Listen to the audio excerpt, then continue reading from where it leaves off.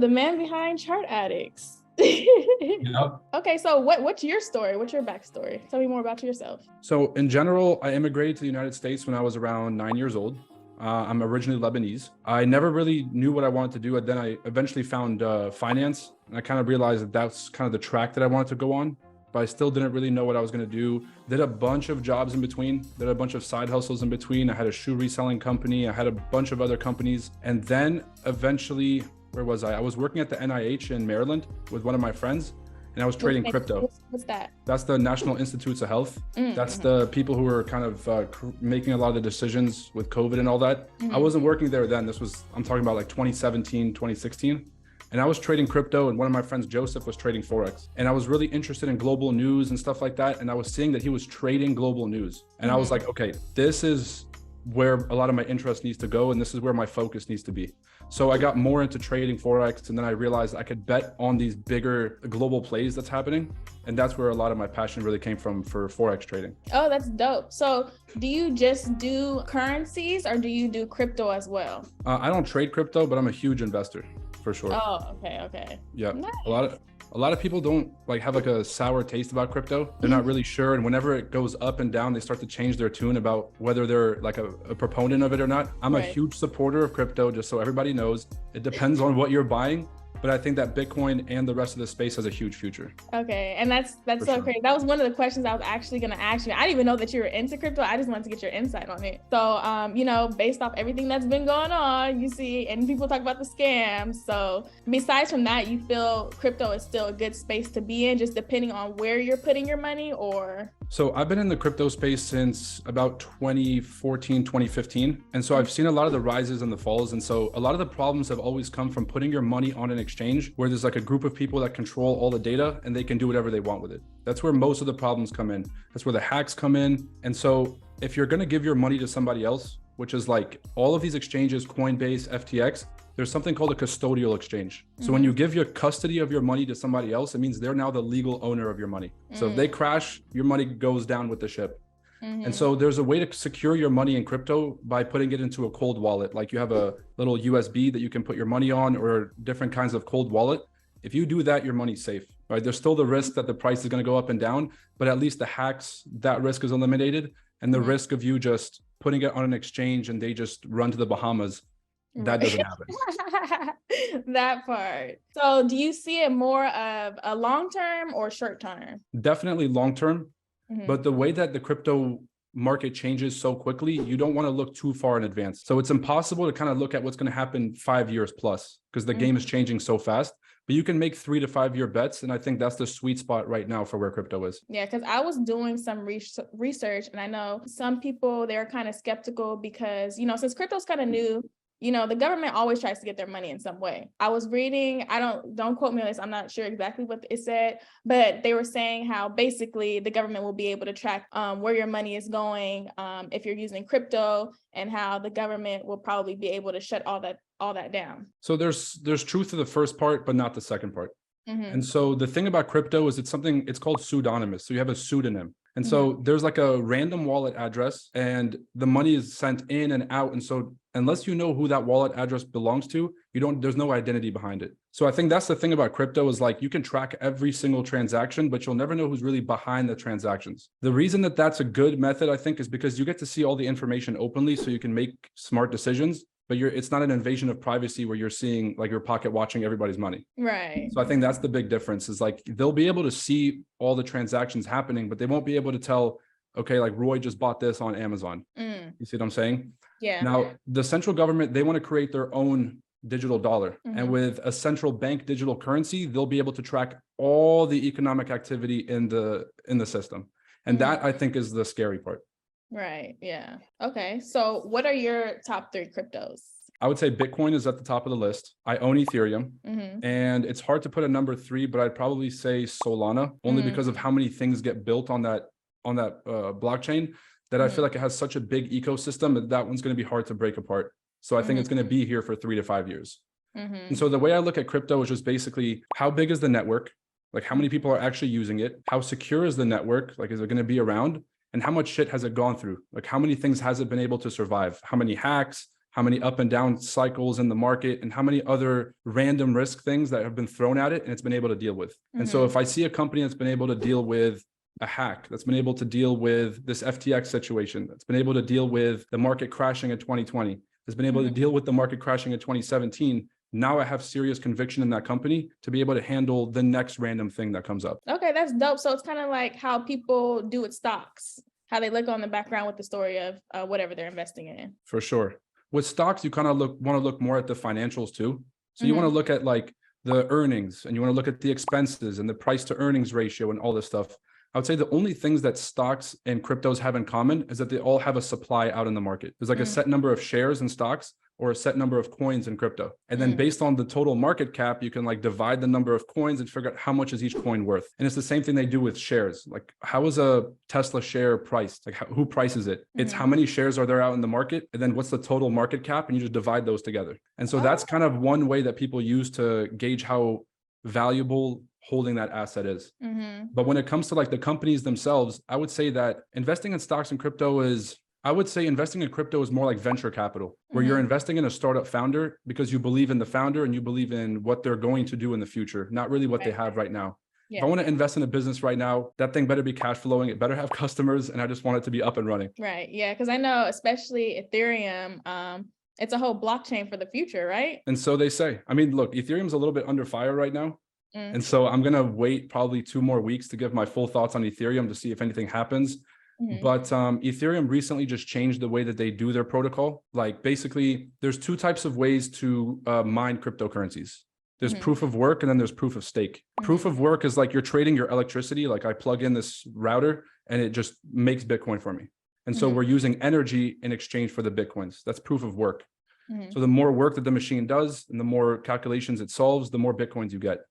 Versus a proof of stake, which kind of favors people who have more coins, because the more that you stake on the platform, the more you can make. And so I like the first method more. I think it's a little bit more, let's say democratic, but it's a little bit more like open to everybody, versus the current method that Ethereum chose. It kind of favors the big players mostly. And I think it's going to come back and bite them in the ass. I think the project is great. And I think that there's a lot of stuff built on it. I think it has a lot of utility. I still own a shit ton of Ethereum. So let me go ahead and say that. But if I'm going to pick like my top 3, I want to say that Bitcoin, Solana, and I guess I'd put Ethereum in the top 3 too. Yeah. So where do you see Bitcoin going? That's always like a question everybody asks, but if you're looking for returns in the crypto market, and this is the part that a lot of people don't want to say, and of course it's not financial advice, please consult a financial professional. But if you're going to be looking for like big returns, it's not going to happen in the big 3. You know, so the reason I own the big names is because, like, if I asked you who's the biggest name in electric vehicles, I would say probably Tesla. Right. So it's like everybody knows who the industry leader is in most industries. And so if you just want to like close your eyes and shoot at the wall, you want to go for the industry leaders, because those are the ones that have the biggest names and will be around the longest. But the biggest returns will come from speculating in some of the smaller coins. So you're not going to like, okay, if Bitcoin's at 20K right now and it goes to 100K, you're going to 5x your money. But if you put it into a smaller cap coin and it does 20x or 30x or 50x, that's a really significant return. That's where most of my money has been made in crypto. No, so I basically just like use the small coins to get a bunch of money, and then I convert it over into the big players because I want to hold Bitcoin. Oh, okay. That makes sense. So when did you start investing into crypto? Investing, I would say 2016, but I bought my first Bitcoin in 2014. Oh, okay. So you've been in it for almost a decade in. Yeah, pretty much. Okay.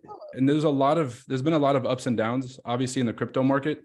And that's why like every single year that goes by, my faith in Ethereum or my faith in Bitcoin just gets higher and higher, because I see all of these other coins go under. I see them get rug pulled, which means like the developers just take all the money and just leave the whole project. Everyone who owns it, it goes to zero. I've seen so many of these happen over the years that Bitcoin still seems to be the number 1 asset. That's good to know. Yeah. Because everybody's always talking about, oh, invest in this real quick, and then it comes crashing down like in 2 weeks. We see that happen left and right. No, I have a special fund for what I could call gamble investing. And so if someone says like, hey, there's a huge coin, and I look it up and I see that there's genuine utility, it has great value, and I want to invest in it, I'll dig from that small portfolio. No, so I have like let's say like 10%, for example, of your whole portfolio is for gambling. And the rest Right. of it better be in stuff that you believe in for the next 3, 5, or 10 years. And I think where a lot of people possibly mess up is because they don't have knowledge on it. So like how you said, how it's like, you know, quote unquote gambling, they might not think of it like that. They might think it's something that's just going to skyrocket because they're not aware. All investing is gambling Mm-hmm. to a certain degree. And Right. just like trading, your job is to find an edge, Mm-hmm. which is a strategy that gives you a better chance than just closing your eyes and guessing. And so that's, I think everybody who invests or trades kind of needs to accept the risk of what they're being involved in. And the very first step is to understand that you're involved in a game that's unpredictable.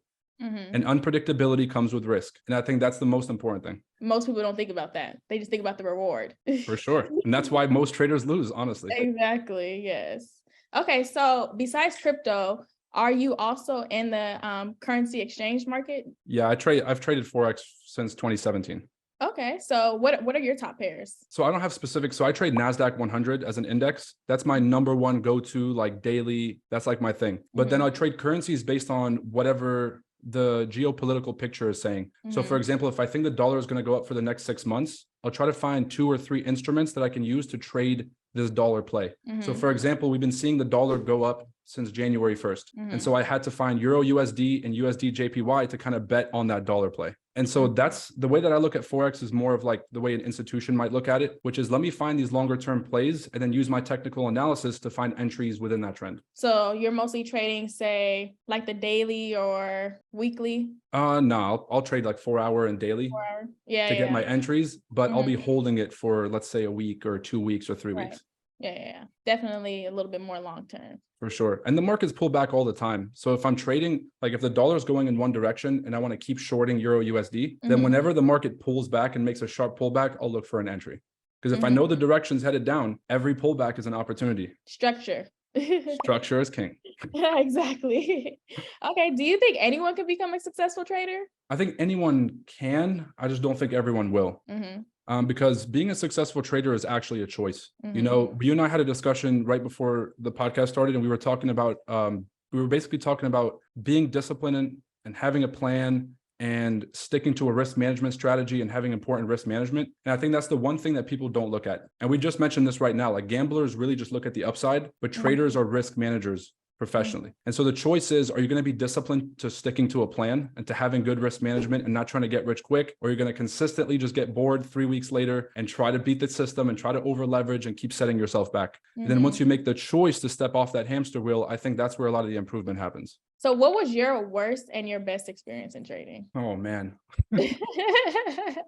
So I blew a lot of money when I was learning how to trade. I'm just going to be completely honest. And I was still in school, so I'd be skipping class to trade US 30 and to try to like scalp US 30. And I would like skip class and miss a huge assignment, and then I would go and blow an account. Wow. And then so it would be like double back to back. And I remember this one time, I had a successful shoe reselling business. I was reselling Yeezys and other shoes. And I ended up taking, so I had like the shoe portfolio that I had. I would take a shoe and sell it, and I would take the revenue from that and fund an account. And this one time I was down to like, I think probably like my last 10 pair of shoes. And I just took one and sold. I was like, this is the last account. This is the last account. And I ended up putting it in, and I skipped class. And the day that I had class, I actually had an exam. So I missed the exam, got in a whole bunch of trouble for that. And then I blew the account. And then I sold the Yeezy and lost it, blew the account on US 30. And I missed that exam. And that was one of like the worst experiences of my life, because I had to rethink whether I should be trading and whether trading was right for me and all these different things. So, and then best experience, I would say, wasn't actually a trade, but it was when I quit my job. Because I would say like that was kind of like there is no big wake up moment when you're a successful trader. No one's going to like jump out and like have streamers for you. So you kind of have to like build these milestones for yourself. And that was a big milestone for me that I could hang my hat on and say, you know what, like that's a milestone right there. Right. Okay. So back to your worst experience, how did you bounce back from that? So, okay, if I had to say my worst experience is when I quit trading. So this is actually really funny. I was in a group chat with some other traders, and some of these guys are close friends. You do know Losaldo Tavares? You might have seen him on social media. He spoke at our convention last year. He's a close friend of mine now. But I was a very technical person. So I was always sending technical markups in the chat, and I'd become very talented with technicals. And so I thought that was like my thing. I could show off my technicals, and I was always posting in the chat. And Losaldo calls me out one day, and he's like, dude, you're spending so much time on these charts, but you're not making any money. And that hit me in the chest. And I was like, oh, there's no way, whatever. And so I really tried to pull some money out for a couple of weeks, and I ended up blowing another account, and I just quit trading. So I went ghost from the chats, I went ghost everywhere, and I had a friend call me back, and he was like, dude, you got to come back to trading. Like, you had a lot of talent, whatever it was. And in that period, I think that was my biggest test to date. Because I really just, like, when something doesn't work for me, I'm just like, all right, I'm going to write that off, and I'm going to go on to something that will succeed. Something that I can actually be successful with. But I think I started to realize that there wasn't another opportunity that could provide for me what trading could provide. And even though it was going to be hard, I had to realize why it was hard, right? Because at the beginning, I didn't want to admit my mistakes. I didn't want to look myself in the mirror and say, here's why you're losing. It's not the markets. It's not news events. It's not all the stuff you don't know. It's your actions and your habits and the discipline. And so I think facing that was really tough. But then once I got over that hurdle, it started a personal development journey for me that I haven't come back from. And I think it's important for us traders to really focus on our performance rather than the outcome. Because like we were just 100%. speaking about, you know, the market is unpredictable, but we have to control only what we can control. We tell a lot of our students to be more process focused, like be more process oriented than you are goal oriented. Being goal oriented will help you in your real life. But you and I both know that things that help you in your real life don't translate to trading. Like being like a go-getter and being on go all the time is incredibly successful in business because you're constantly finding another opportunity. But in trading, you can't just find the next trade, the next trade, the next trade. It has to be more calculated, and you have to learn that patience. So the biggest takeaway for me was like the things that were going to make me successful in my real life aren't going to help me in trading. And I had to learn those to balance those skills. There's different levels to skills I feel like a lot of people don't talk about. A lot of people just come at it as, oh, just learn this technicals and you're just going to make $1 million by tomorrow. But it's like, there's so many other skills that you have to learn and adapt to, just like how you said, the patience, the discipline. It's like a lot of things that you have to learn in between that in order to compound, to be at least, you know, pretty consistent. Exactly. You can't just learn one thing. And I think part of like being a new trader is you're always looking for that one thing. You're always looking for that silver bullet. Like if I just get better with technicals or whatever it is, then I'll succeed. It really is a big picture. It's like if you're an athlete, for example, you have your diet, you have your recovery plan, you have your strategy for how you're going to execute, then you have your weaknesses, which you got to go into practice and train on them. And if you're like, well, I'm just going to train on my weakness, but I'm going to neglect the diet, the rest, the recovery, and all these other facets, then you're not going to have a good game. And so I think part of being a trader is understanding that you're a performance athlete. And your performance muscle is your mind. And part of having a healthy mind is having healthy sleep, healthy diet, healthy relationships, and everything that goes with being healthy. Right, exactly. Okay, so what is your perspective on the trading community as a whole? What do you feel the trading community needs? Some of the things they lack in, like what do you feel are some solutions? So I'm not going to talk to like the trading industry because people are going to do whatever they want to do. But if I can talk to traders at home, I would tell people to first figure out exactly what they're looking for, because a lot of the marketing that you're going to see on social media and everything else is going to promise you a dream, right? But just like you said, make $1 million, learn this one technical strategy and you'll become a millionaire. Right. And then you kind of have to question that to say, if everybody just learned this 5-step system and they could become a millionaire, like why isn't everyone a millionaire? That's when you really have to turn on your critical thinking hat and kind of be like, okay, there has to be more to this. And so when you're looking for somebody to learn from or a community to engage with, you have to find people that align with your values. You have to find people that align with what you're trying to get out of the markets. So a lot of people want the fast life. A lot of people want the cars and all this stuff, but most people just want to take care of their family and they want to build some generational wealth. And so you kind of have to get around people that are showing you actionable steps on not only how to make money from the markets, but what to do with it after, so you can prepare yourself for financial greatness. There's a lot that goes into financial preservation. So I worked at a professional bank. I was a wealth manager at Merrill Lynch. And a lot of the investments that we did there a lot of the investment philosophy was goal oriented. So everyone, like when I got the job there, everyone was like, Roy, what do I invest in? Like, what's the hottest stock? And I'm like, you guys are not going to get this. Like, you have to take an individual and just be like, what is this person's goals? Like, what are my goals? And then I have to basically find investments that are going to fit those goals. So if you're young and you have nothing to lose and you don't have any money and you're trying to get big money, you can gamble and risk on some stuff because you really don't have that much to lose. But then as you get older and you start to pile some money together and you do have something worth, protecting, then you want to be focused more on protecting the money than just constantly trying to grow it. And so I think that if you're going to go into investments or trading, understand your personality, understand your risk tolerance, and understand your schedule. And those 3 things I think will help you get a sense of what you should be investing in or how you should be investing. That's some good gems. Yeah, Like, it's crazy. It's these little things that matter that people don't say out loud, that when it's told, it can change somebody's whole perspective on how they look at the market. for sure. The people that have this information, they're not allowed to really go out and speak. So when I was employed by the bank, I wasn't allowed to go do podcasts and all these other things. And so it really hindered my ability to go out and speak on these things en masse. So these conversations are happening, but they're happening individually and they're happening in small groups. But there is a large percentage of the population that understands how wealth works and they just pass it on generationally. Right. And so they'll set up trust accounts for their children and they'll set up education accounts for their children. For example, this is stuff I came here when I was 10. All right. So I wasn't born here and I didn't really understand the system for a long time. Then I realized that a lot of people had their school paid for and had trust funds and things like that. And I was like, well, that's really smart. I want to know a little bit more about this. And I started to realize that if you can educate yourself on what the wealthiest people are doing and just start to do that throughout your lifetime, you can create the same circumstance for yourself and your family. And just when I had asked you to, do you think anyone can become a successful trader? I feel like that also goes hand in hand too with how much, work you're willing to put in to learn. You have to be willing to progress. Not so much to learn, because that's also another fallacy I see a lot of our traders fall into, is they'll ask me, what more do I need to know? Like, Roy, now I'm studying Wyckoff theory because the more I know, it's going to make me better. You should spend more time working on yourself than you do on educating yourself. Right. Once you figure out the trend and once you figure out how to find a pullback, and then once you figure out how to identify a candlestick reversal formation or a candlestick reversal pattern in the market, your job as a technical analyst is basically done. Everyone's looking for that silver bullet again. But really, just consume. Exactly. It's brain candy. So what you really want to be doing is working on yourself to the point where if you closed the trade early last week and that stopped you from making double or triple the money, you should spend all weekend figuring out why you closed the trade early, right? Not how you could have got a better entry or where the market is going next week, but more so what led me to close it. Was it because I needed the money? Was it because I saw a certain dollar amount that was an artificial ceiling in my mind of where I'm comfortable with holding trades in their profit?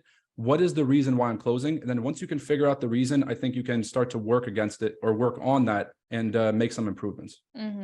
Definitely. I agree. So in your opinion, why is knowing fundamentals important to know, especially, being in trading? All right. So I'm working on a fundamentals course right now. So this is actually a perfect question. And the big picture and the big theme of the course, I'm just going to kind of ruin the surprise here, but it's basically that central banks, the people who run currency and policy and things like that, they're the ones controlling the trends on the higher time frame. So you look at like the dollar being bullish since January of this year. That wasn't small traders, that wasn't retail, that wasn't market makers. That's central bank policy playing in. And then the largest institutions in the world are following that policy. Now, traders spend most of their time on smaller timeframes. And that's where market makers use their ability to push price and manipulate price to try and trap traders. Like individual news events, I think everyone is always asking me like, Roy, how do I read the news better? They're like, because they want to know basically like the next CPI print, they want to make money on that print.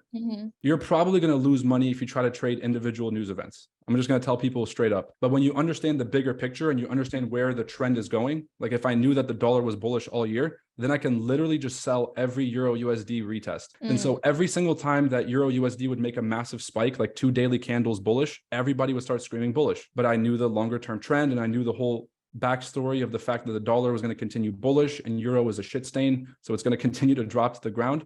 So I knew that because of this dynamic, I can keep trading that trend. So whereas a lot of people would come to a blank chart every single week and be like, oh God, I wonder which way it's going to go. When you understand fundamentals, you can come with some kind of preconceived notion of where the market's going to go. And you can be a lot more confident in that direction, even if you get spiked out of a trade or two. So I think that the sense of confidence you get is just absolutely huge. So what is your opinion on, say, scalpers versus like swing traders? If it works for you, it works for you. For me, it's like religion. Like, I don't really care what religion you are as long as you're like doing the thing, like as long as you're practicing the thing. So I don't care if you're a scalper as long as you're actually scalping. If you're scalping sometimes and you're like, oh, this is going to be the swing trade. And now you're holding some trades because you're trying to pick and choose which are going to be the big winners. Now you're starting to play a very complex game. So whatever strategy you have, just stick to it and find a way for you to consistently pull money out. And if you can do that, you have the right answer. Don't let anyone tell you different. Love that. Okay. So do you feel people can be successful as a technicals only, fundamentals only, or do you feel people should combine both of them? So my business partner at Chart Addicts, Omer, he's actually technicals only, and he absolutely crushes it. He had almost 100% win rate on FTMO. And so I would say like, you can be wildly successful and not follow the fundamentals at all. Mm-hmm. If you follow only fundamentals, you're probably going to get screwed. And so I think some perfect combination of both is necessary. Mm-hmm. For sure. It's a nice little balance. For sure. And whichever balance you kind of want to hang on, if you're more of a fundamentally minded person, then you can do that. Like for me, I set up these plays. I'm like, okay, the dollar is about to turn around until the next Fed meeting. I have a whole month window here where the dollar is going to be bearish. And so now I can just trade my technicals within that trend. Now, other people, they'll have a technical setup and then they'll go look for the fundamentals to kind of match that setup. And so it doesn't really matter which one you're doing and which one is kind of your primary, as long as you're using the fundamentals to gauge the higher time frame direction. And then you're going to use your technicals to find the shorter time frame entries, execution, and exits. That makes sense. So when it comes to traders who want to trade the news, but they're not knowledgeable on the fundamentals, and they're usually, most people who trade news, they get on like the 5 minute or 1 minute or something like that. So based on that type of trader, would you recommend them to just stop trading at all for the news, or how should they go about that? And this is not only for the trader that doesn't know news. I think most traders, and you'll notice a huge difference in your bottom line, is if you choose to not trade the news, allow the whipsaws to happen, allow the market manipulation to take place, and then jump in the direction of the overall trend. Like give it a day, give it 2 days, let the market settle, and then you can jump in the direction of the trend. I think that you'll notice that your profit and loss statement is going to thank you for sure. Yeah, because a lot of people have to understand who is trading the smaller timeframes and who's trading the news events. So when there's a high impact news event, what happens is all the rules are off for your broker, your market, the market makers, and everybody else. So the brokers can raise spreads, and everybody sees this, that the broker spreads are higher during news events. The broker can mess with your execution. And so that's the just sort of like whenever you enter the slippage of where you actually get executed, and then the fees that you end up paying just trading through the news. So there's a ton of reasons not to trade news, because they can mess with your account with no accountability. So the probably 4 or 5 times I've had bad experiences in trading, my stop losses had been run and my bank account had gotten drained. And that was during a high impact news event. Now, when you contact the broker, they're going to say it was a high impact event. It's the liquidity provider's fault and it's out of our hands. Wow. And so you don't want to be stuck in those kinds of situations where there's just no, like, you're not going to win those situations. Instead, what I like to do is I like to trade the higher time frames, because they can't manipulate the direction of price. They can manipulate the shorter time frame execution. Like if the market's here, they can spike it up to another level before they crash it, but they're not going to make the market go from bearish to bullish. So central bank policy is still the king.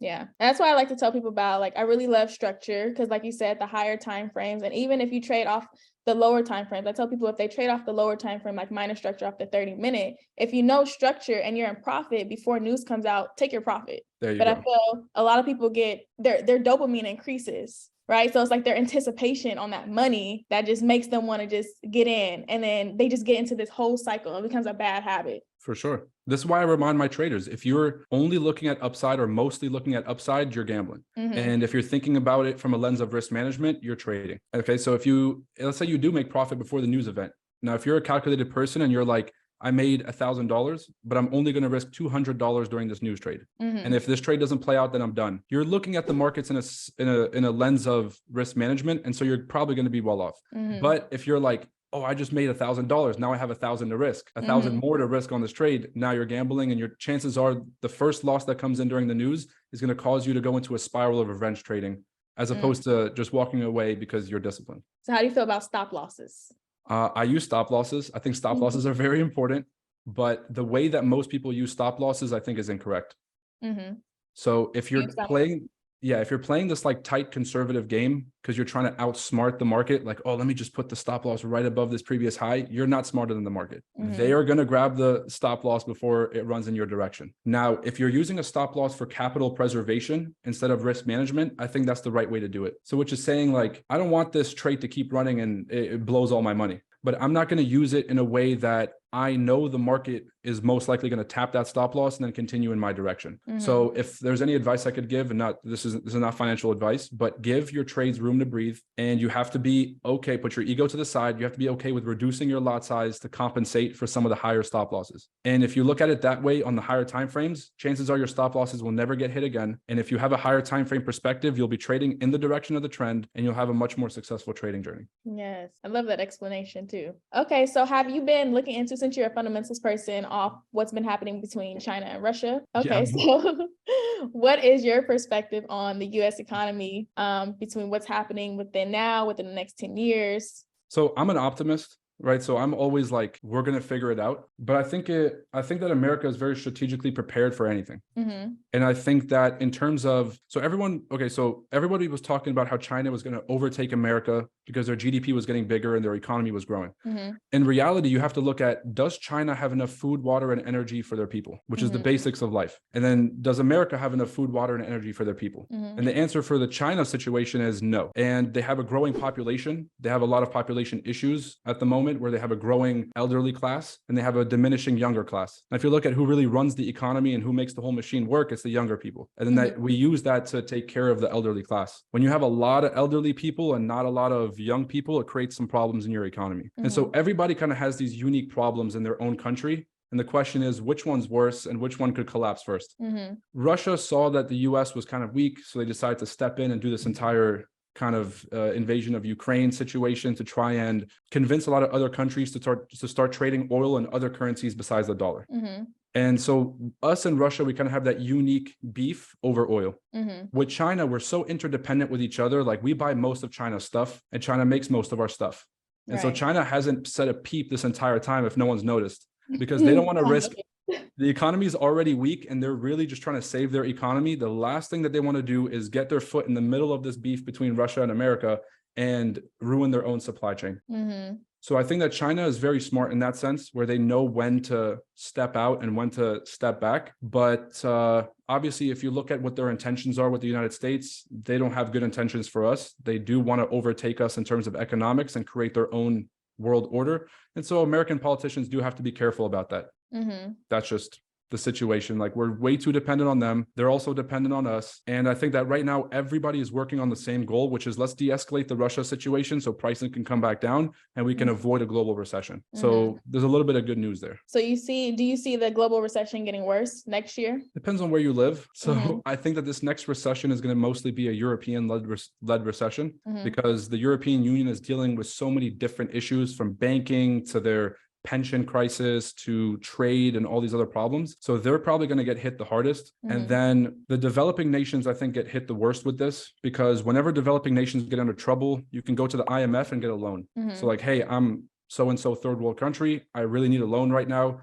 Our economy's gone to shambles. And so the rest of the world puts their money in a fund with the IMF, and the IMF pays out to these third world countries. Now, the problem is that when Europe is down bad and they have food scarcity, and then they also have energy scarcity, they're going to start to hoard the majority of their resources. And so when it comes time to bail people out, is the IMF going to bail out, let's say, Italy or one of the European nation countries, or one of the developing nations? Most likely the European nation. And so the developing nations end up getting screwed with this, which means the rest of the world has to step up, and it creates a cascade of problems. So I think that the recession is going to get pretty bad, but in the United States, we're going to feel it the least. We'll see a couple job losses. We'll see the numbers go up a little bit, but we have the printing press. So if things get too bad, Jerome Powell is going to print the money, and he's going to save the day. Because it's like, he's not going to just let us just, collapse. That's the best thing that they can do, especially since, we're the dominant currency. Since we're currently the dominant currency, do you see possibly China becoming, or what other country do you see becoming dominant currency?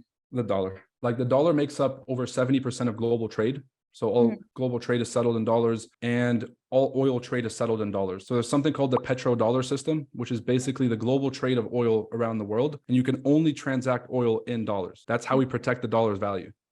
So let's say that China's currency is backed by the full faith and credit of the Chinese government, whatever that's worth. But then the dollar is protected by the oil trade, which every country in the world needs oil for energy.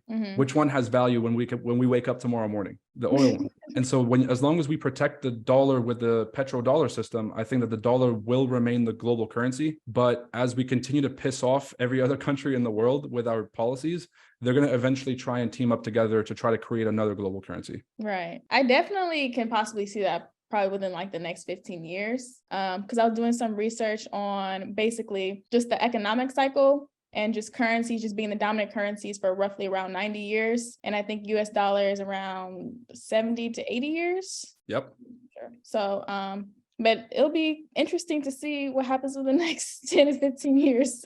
No, you hit it on the head. I think we are right at the end of one of those large economic cycles, those 75-year cycles, and we are due for another global currency. The thing is that the dollar is so important and so intertwined in global trade that you can't just switch off to something else. Because let's say that Russia and China team up together and they create the X coin. Now they're like, okay, let me go to Nigeria real quick and I'll see if we can use this X coin to buy some of their assets. Nigeria's like, okay, dollars, our local currency, or like real money, not this like made up money, because they need to be able to take this money and go take it somewhere else and it has to hold value. And so they'll say, no, thank you, we're going to take a pass. And I think that that's what most countries are going to start to experience is like the dollar you can take anywhere. Right. And right now that's a huge benefit. I'll use a really good example, which is like speed limit signs. So let's say everybody agreed that the speed limit signs are all too slow. We got to bump them up by 10 miles an hour just because things got to move faster. The cost of changing all the street signs in the country is so expensive. We better be off just keeping them the same. And so the cost of transitioning to a new currency is so high that no one is really going to step out and do that. Yeah, for sure. It doesn't mean they're not going to try. Yeah. They'll try, but it's not going to be successful.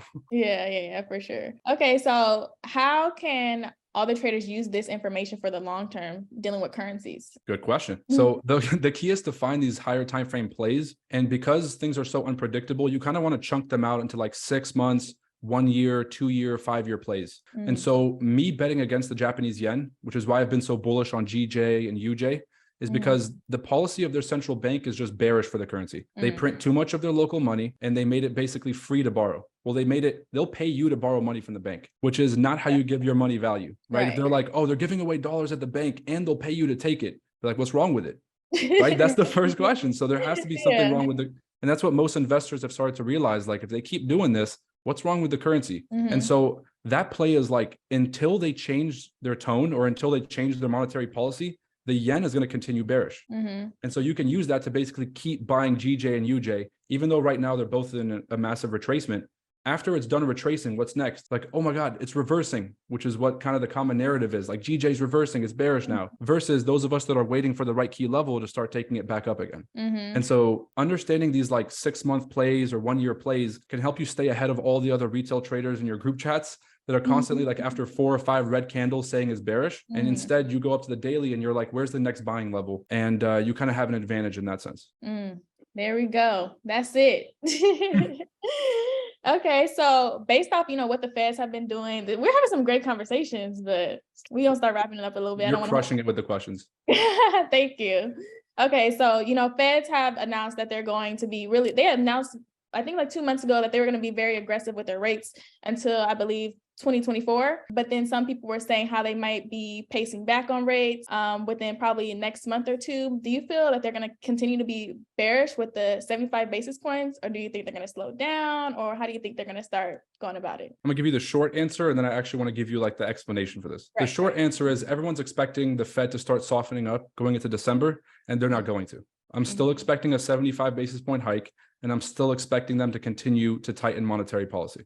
Now, in 2018, the same thing happened. Jerome Powell realized that we've been printing money for 10 years and that prices were starting to get really high and it was going to start to be a problem. So the whole Fed was kind of ignoring they weren't ignoring what Jay Powell was saying, but they were comfortable with the money printing. And Jay Powell stepped up on a limb and was like, guys, I'm going to start to raise interest rates for the first time in 10 years because we have to stop inflation. And the markets absolutely punished him for it. So you can go see NASDAQ and the US 30, absolute crash in 2018 for the first half. Then it started to recover a little bit. And they were like, all right, the market's crashed. So Jay Powell is going to start printing money because we're in an emergency. And that's what he does. And so everybody was sort of thinking that Jerome Powell was going to do the same thing that everybody else had done, right? They underestimated Jerome Powell.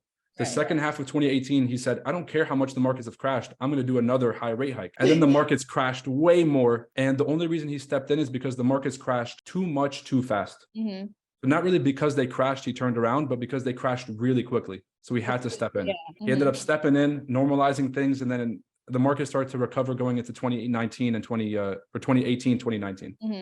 And so we were kind of on this like recovery wave until 2020 happened. And then we had the massive crash. and the Fed printed $17 trillion.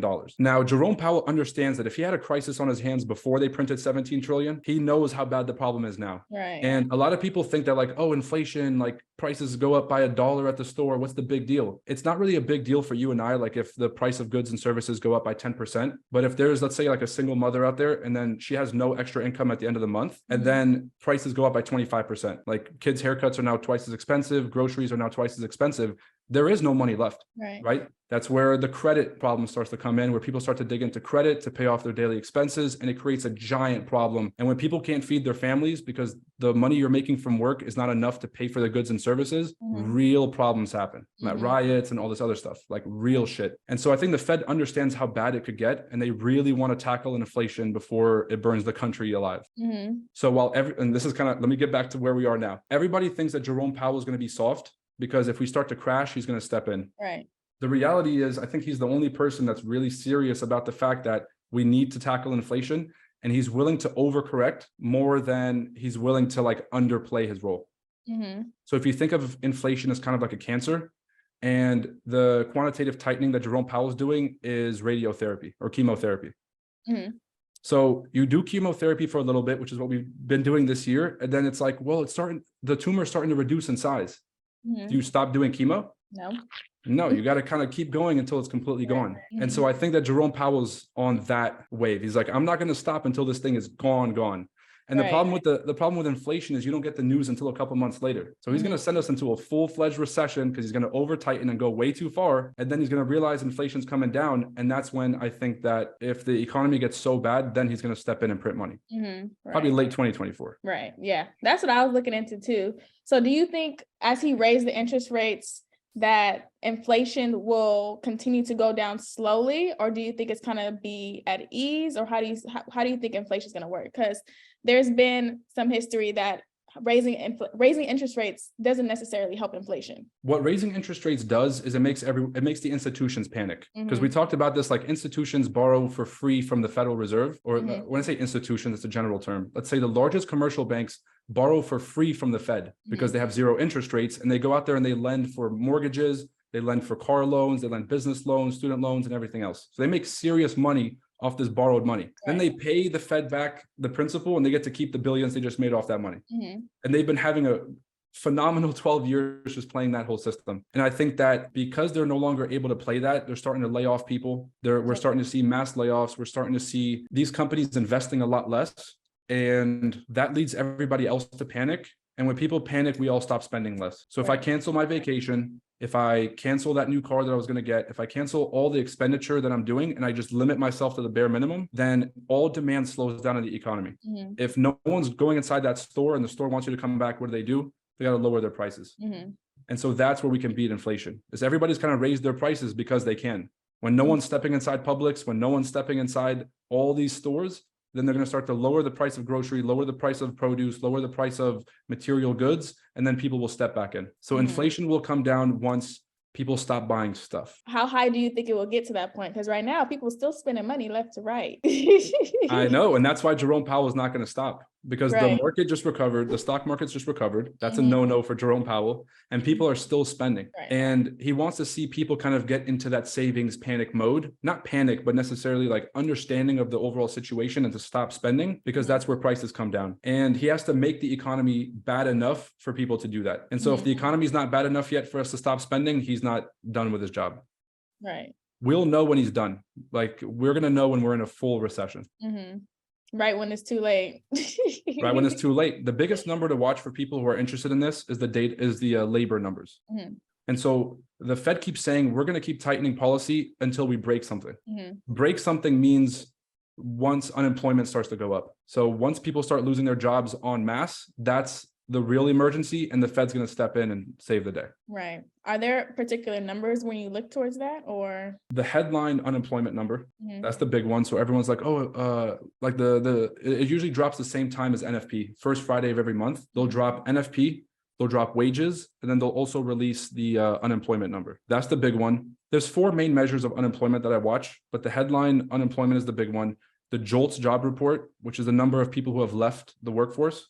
So how many open jobs are there in the economy? And then if there's another big one, I'd probably just stick to those two. Okay. So where do you get most of your fundamentals information from? Straight from the Fed's website. So I go to the FRED, that's the Federal Reserve's economic data website for the St. Louis Fed. They drop everything on there. So they got CPI, unemployment, everything. So if you're ever kind of tired of hearing mainstream media narratives about saying that labor is going up and employment's going up and the economy is great, you can just go to the Fed website and say, where are we? All right, unemployment is at if you go to the Fed website right now and you type in unemployment and you go to that chart, we're at record lows. We're at 3.5% unemployment. So I was the biggest one that was saying recession at the beginning of the year. But every time I check the employment numbers and we're still at record lows, I'm like, damn, people got jobs. People got jobs. They're going to keep spending. Like, that's just the way it is. And so I love looking straight to the data so that nobody can lie to me. Do you ever use Forex Factory? Oh, fuck yeah. Okay. Yeah, because I want to look at like the roadblocks in the way during the week. So if I know that there's a major news event happening on Wednesday at 9 a.m., and I don't know anything about, I don't want to say know anything about it, but I just can't figure out a direction because it's very speculative. I know that's where I'm staying out.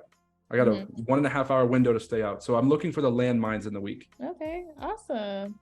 Well, these are like amazing answers to the questions that I had. So we could wrap up now, but before we end, I just want to ask you, like, what advice would you give to everybody who's watching this video right now, no matter where they are in their trading journey? All the answers that you need are in your own results. And so you're going to constantly throughout your trading journey, look outside for answers. You're going to look for books. You're going to look for new courses. You're going to look for more mentorship. You're going to look for the next thing that can improve your game. In reality, the most important thing, and I'm not knocking courses or anything like that, because there's a lot of insight you can get, but all the answers are in your trading. And so if you have a specific habit that keeps coming up, you know, you're digging yourself a hole at the beginning of the week, you're spending most of the week playing catch up, you finally catch up to break even and you blow it on a Friday, you need to write that down. And if you see that over and over and over again, week after week, and you read it, you're going to start to find out the pattern and you'll be able to break the chain that you're in. And so the biggest thing about kind of moving on to the next level in your journey is to always have self-reflection and to be honest enough with yourself to realize that it's all on you. It's not the market makers, it's not the liquidity, it's not, even if there is a liquidity spike or market manipulation, it's still your fault. And if you take that sense of responsibility, you'll always be able to take the necessary steps to go find the answer and make the improvements. That's really good, because I feel like a lot of people just love to point the finger like, no, it's manipulation, it's their fault. It was her fault. I didn't do nothing. She said all that. It's the same thing. You have to be able to put your ego to the side and say, what was the problem? And if you can do that effectively and be honest with yourself, trading is the one place you can't lie to yourself. So I played team sports and I played individual sports. So I fought Muay Thai and I also played football. So in football, if I missed the tackle, there's like 5 people behind me that are going to pick up the slack. All right. So the pressure wasn't always there. But whenever I went to go step into a ring, you can't just be like, oh no, I practiced. Like your coach is asking you like, oh, did you train? Be like, yeah, I trained. You're going to find out pretty quick in there if you trained or not. Right. So you can't lie to yourself because it's just you in the market. And so you better do the real work or else you're going to look pretty silly out there. All right, there you go. Oh, I love that.